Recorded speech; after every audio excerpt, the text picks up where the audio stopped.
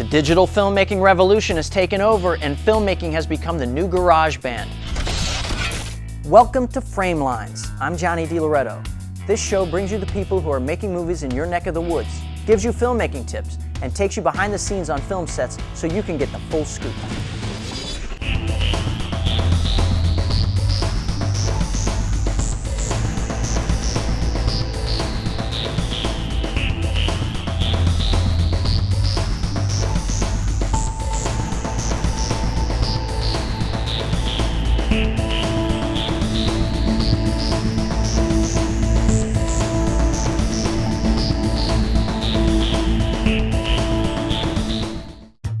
Framelines is brought to you in part by grants by the Greater Columbus Arts Council, Planetary Media, state-of-the-art with an emphasis on art.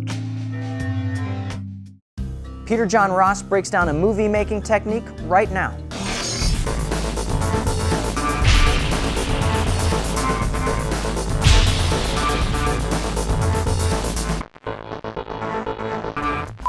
Today we're going to be talking about shooting chase scenes. The two most essential things in shooting any chase scene are coverage and sound. Basically, when you're doing a chase scene, if you really only had one angle to work with, it would be fairly boring. Having multiple angles, pre-planning to shoot a lot of angles such as close-up of the hand on the steering wheel, close-up of the speedometer, close-up of the tire spinning, a wide shot of the car, switch to another angle, a wide shot of the car as it pulls away. All these kind of shot variations are the type of thing that will make a chase scene a lot more interesting. Psychologically, you will affect the viewer by having more angles to look at, and showing them more shots in a faster order will make it a lot more tense. Shooting in order when you deal with action scenes is completely impractical and is not the most efficient way of making a scene. When shooting an action scene, you'll tend to want to shoot all the different types of shots together.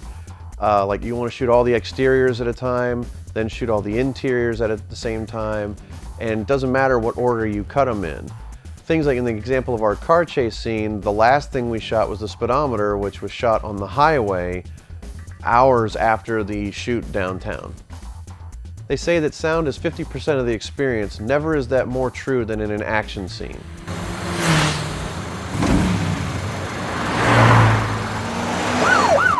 When dealing with an action scene, you can vary the sound, and that increases the tension. It affects everything about how the viewer feels about the scene just as much as the visual images. In most cases, when dealing with an action scene, you will create virtually all of the sound effects in post-production. As I did in this scene, every single sound you hear was created in post-production from the sound effects library. Your tools to making an action scene more dynamic are shot variety and coverage, editing at a faster pace, and then the sound effects and music that will glue the edit together.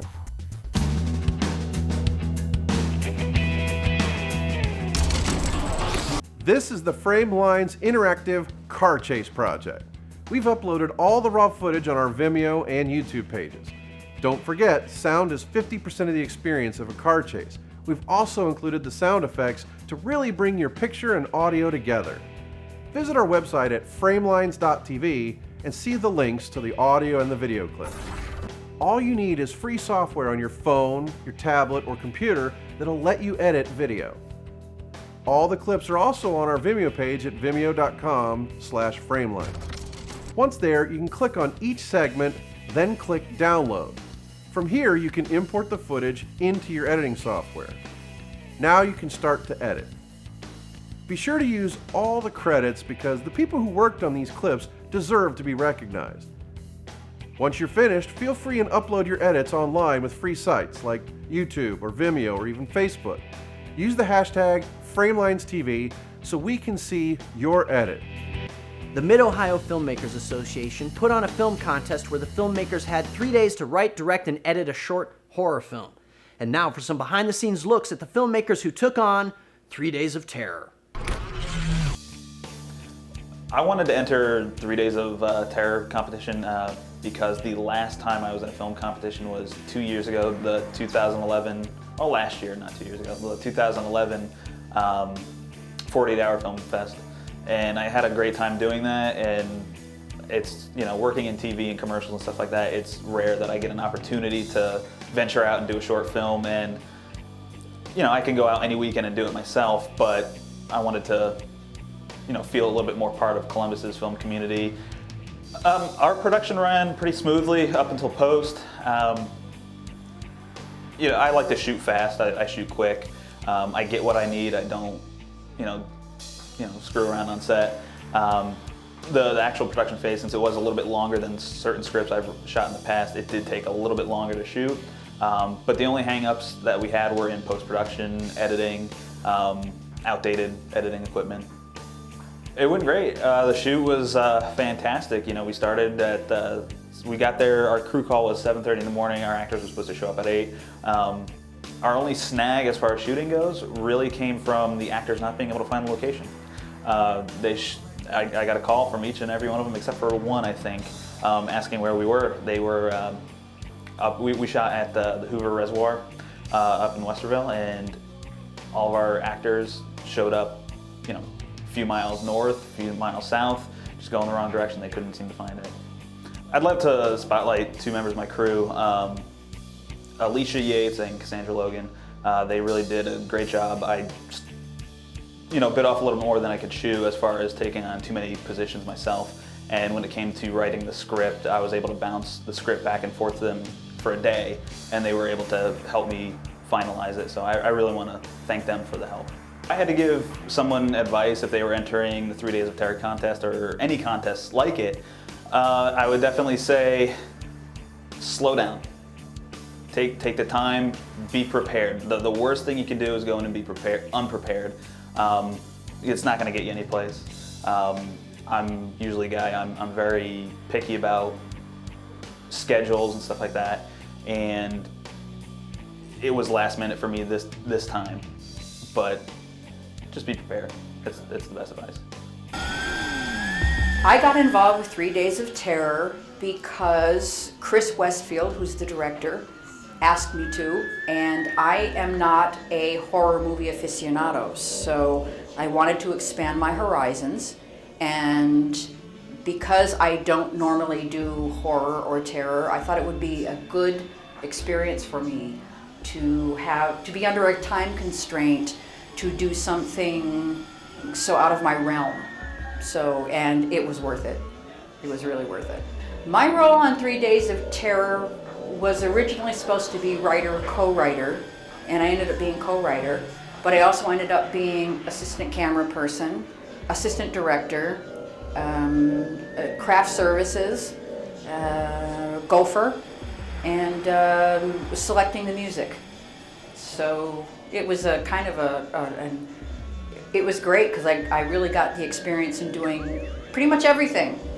The biggest thing I learned from this production was I learned about how different camera angles can really enhance and make a shot.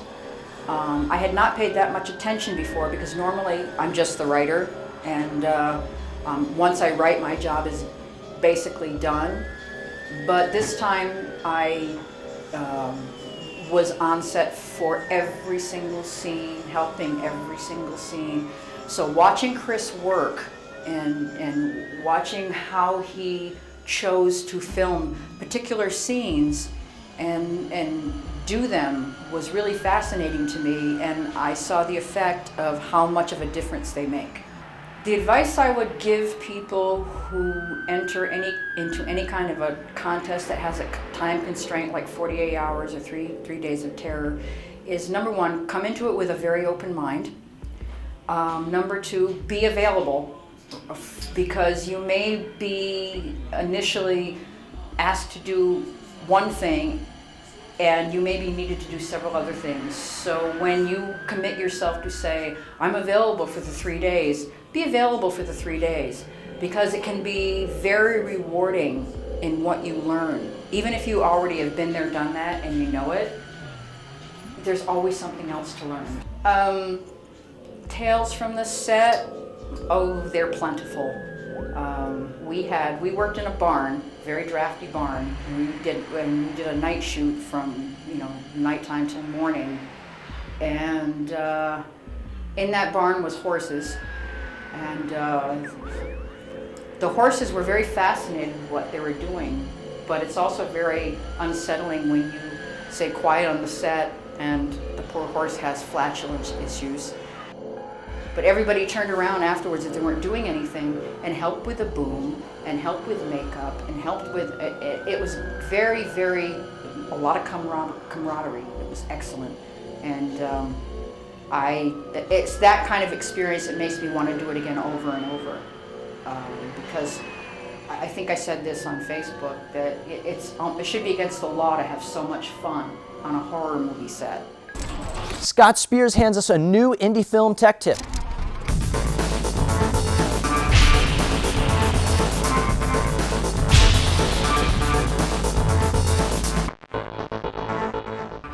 Last night you watched a movie and you think you can do better. Well, what do you need? You're going to need a camera, first off. What does a camera cost? Well, I think basically you're going to spend somewhere between $300 to $5,000 and up to get a camera that is good for filmmaking. So where do you find a camera? Well, you can try the big box stores. They have a kind of limited selection, but you can do okay there. You can go mail order through the internet, but be very careful how you buy.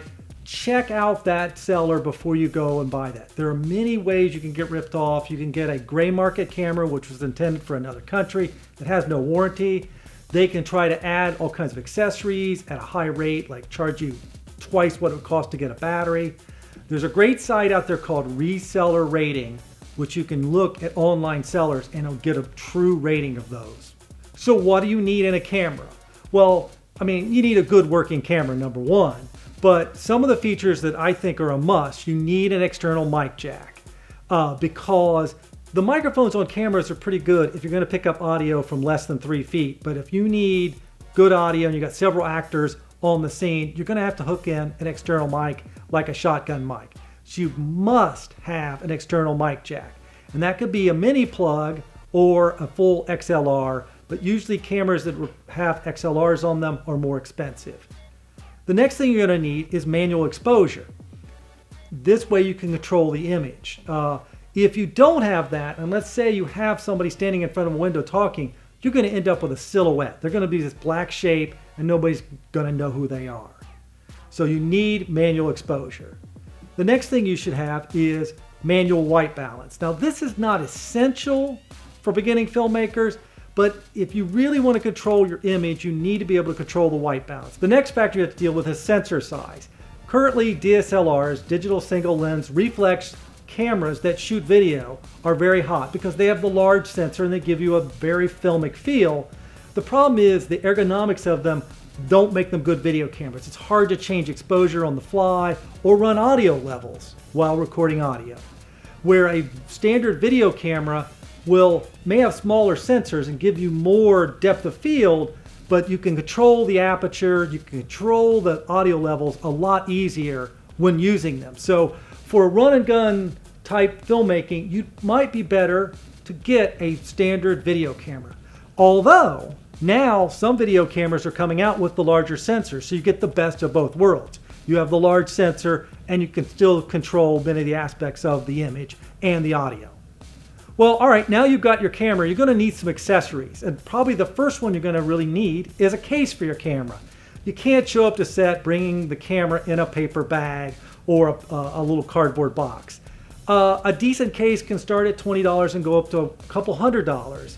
Now, we found this cool little tool case you can get at a hardware store that's great for smaller cameras and it can fit accessories. It has padding in it. It costs around $25. The next thing you're going to need is a tripod. A lot of beginning filmmakers, they don't use a tripod and it gives a very amateur look to their films.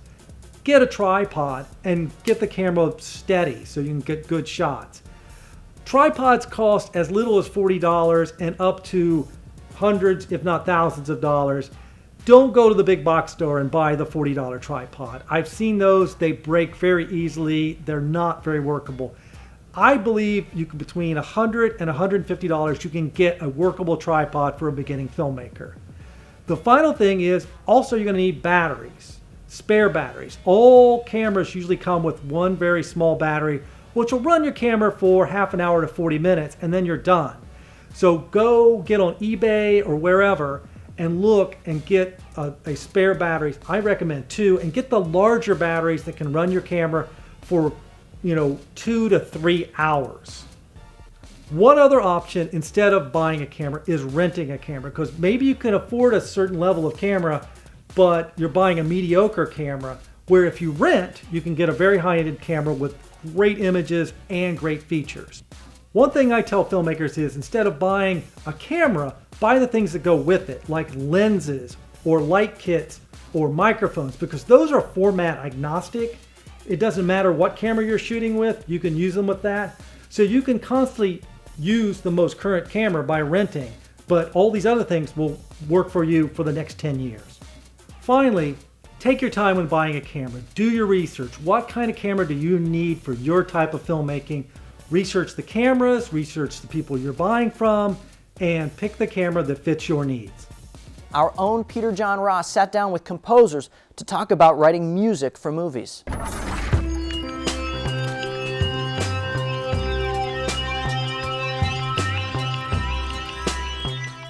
What do you think is the biggest difference in the technology from kind of the time you started with music to where it's at today, and how that affects scoring? Oh, easily, it's computers. I mean, computers, you can... But a little more specific, like, would you see it's something like the ability to make an MP3 and it's emailable? Or is it in the recording technology specific? I mean, computer is just a little too vague for me. That's true. Communication is number one. I mean, 5-10 years ago, I don't know that somebody from Columbus could ever be doing something over in Hollywood, Chicago, New York, or whatever. So the internet and the MP3, the modeling, the sampling and the modeling capabilities that we have just make this, you don't have to hire out a studio and musicians. You really can do it yourself. Yeah, I would say social media is a big change. Facebook and because a lot of the contacts we've had have been over Facebook, and I started quite a while ago, and I used to use the manuscript paper and the pencil and in front of the piano. Now I've got the MIDI studio, so I think the sample technology is really advanced tremendously, and the fact that you can now do something that you used to have to spend thousands of dollars to do in a studio with live musicians, and you can do that in your home now is a big change as well. Yeah, the social media definitely is a big thing. I think that's how we all get all of our work that's not local is websites, Facebook, Twitter. It's great. And the other thing is the virtual studio. I mean, you walk into my studio and it's just it's a spare bedroom. The way people would have to work, well, some people still work, but 15, 20 years ago, tons of rack mount hardware, multiple computers, multiple PCs. Now it's a virtual PC. It has everything I need in it. I have all the sounds I need at my fingertips. And it really allows you to kind of expedite the scoring process. It allows you to experiment with things that were maybe more difficult to do many years ago. Mm-hmm. How often do you work remotely? I imagine for you, you work remotely more often than not, right? I've maybe met 1% of my clients. Yeah, I mean, a lot of them I never meet. Quite a few of them, we don't even speak to each other outside of Facebook, actually. And that's an okay relationship to have as well, as long as you're able to communicate, and there is a lot of communication that goes back and forth, because I always have to double check. This is what you want. This is what it's supposed to sound like. This is, you have to be very concerned about making sure that everything they see everything that you're expressing as a concern, or asking them what they want and making sure that they agree to it, and because you don't have that visual feedback. Just the body language, sometimes you can read off of people. You just don't have that. So what would you say is the biggest difference between scoring for a game versus like a short film? I mean, it should be kind of obvious, but let's kind of state it. Yeah, well, a film, it's linear. The way you score it is the way that it's always going to be played. Games, it's a lot different. A lot of the games I work on, you don't know if the player is going to go through the level like you think they are, or if that player is going to decide to explore a part of a level because they think there's a secret. So you really have to be mindful of what the players might do, and that's where beta testing can come in handy. So you can watch people play and see how they react to things, see what they do, and in some cases the music, which in films is linear, in games has to be more interactive and has to respond to the players. And sometimes if a player spends more time doing something that you don't think they're going to do, you can swap out pieces, you can change the music, you can make it react to what the players are doing. So one is linear media and the other one's interactive. And a lot of the music I write for games is generally linear, with a little bit of, has some dynamics to it, but it is probably closer to film music than what it is completely interactive music. Again, I appreciate everybody giving us their thoughts and their time and talking about music for us tonight. Sure. Well, thank you.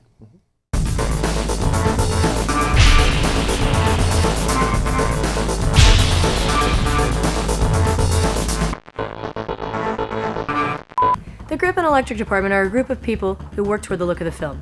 They work with the director of photography and the cinematographer to create the mood of the lighting. A grip is responsible for the setup, adjustment, and maintenance of the production equipment on the set. Their typical duties involve camera movement, lighting, refinement, and mechanical rigging.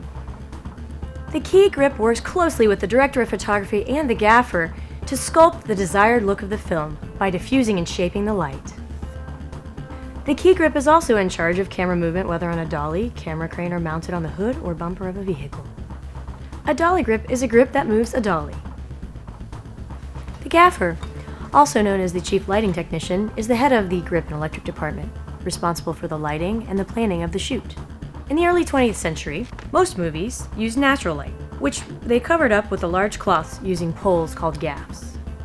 Depending on the size of your movie, the budget, and the number of people that you have to work with, the G&E jobs often get combined.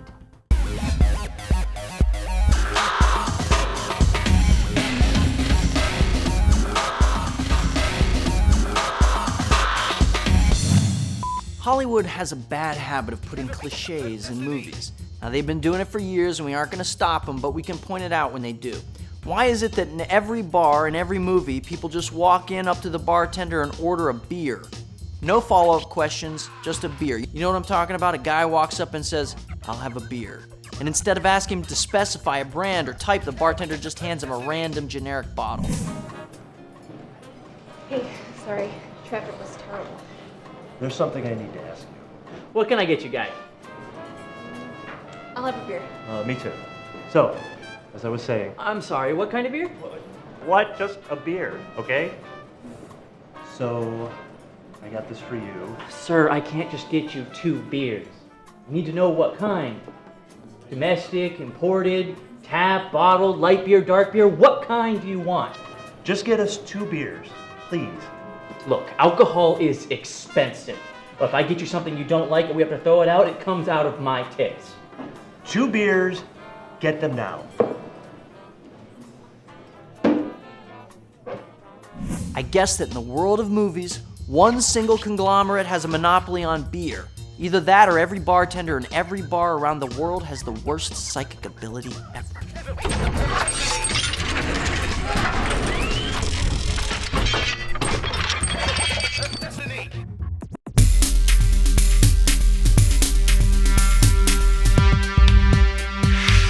When I worked at a movie theater, I saw a poster with the strangest credit for screenwriting ever. On Lethal Weapon 3, the credit read, "Story by Jeffrey Boehm. Screenplay by Jeffrey Boehm and Robert Mark Kamen." I thought this was weird. Why is the same guy getting credit 3 times in a row? This comes down to the union, the Writers Guild of America, and how they do credits. According to the WGA handbook, when a credit is accorded to a team of writers, an ampersand, the and symbol, shall be used between the writers' names in the credit to denote a writing team. Use of the word "and" between writer's name in a credit indicates that the writers did their work separately, one usually rewriting the other. This distinction is well established in the industry through custom and practice. So this means that Jeffrey Boam came up with the main plot points of Lethal Weapon 3, the story by credit, then wrote a draft by himself, the first screenplay by credit, then did a collaborative draft writing with Robert Mark Kamen, then using the ampersand. And when there is basically a single writer on a movie, the credit would read, written by. If someone comes up with the storyline or the plot, they would get a story by credit. Whoever writes the screenplay from there gets the screenplay by credit. And FYI, early copies of the poster for Lethal Weapon 3 removed Robert Mark Kamen's writing credit entirely, and it simply said, written by Jeffrey Boam. So what that means is that the other writer took the credits to arbitration at the WGA, where a panel reads the various drafts and contributions by different writers and determines who will receive on-screen credit for writing the movie. Framelines is always looking for stories about the filmmaking scene in this part of the world, so if you know of something or someone you think we'd find interesting, please drop us an email at info@framelines.tv. If you'd like more information on the filmmakers or to purchase a DVD of tonight's program, please visit framelines.tv. And don't forget to follow us on Twitter and like us on Facebook. Cut and print it. That's all for this week. I'm Johnny DiLoretto. Thanks for watching Framelines.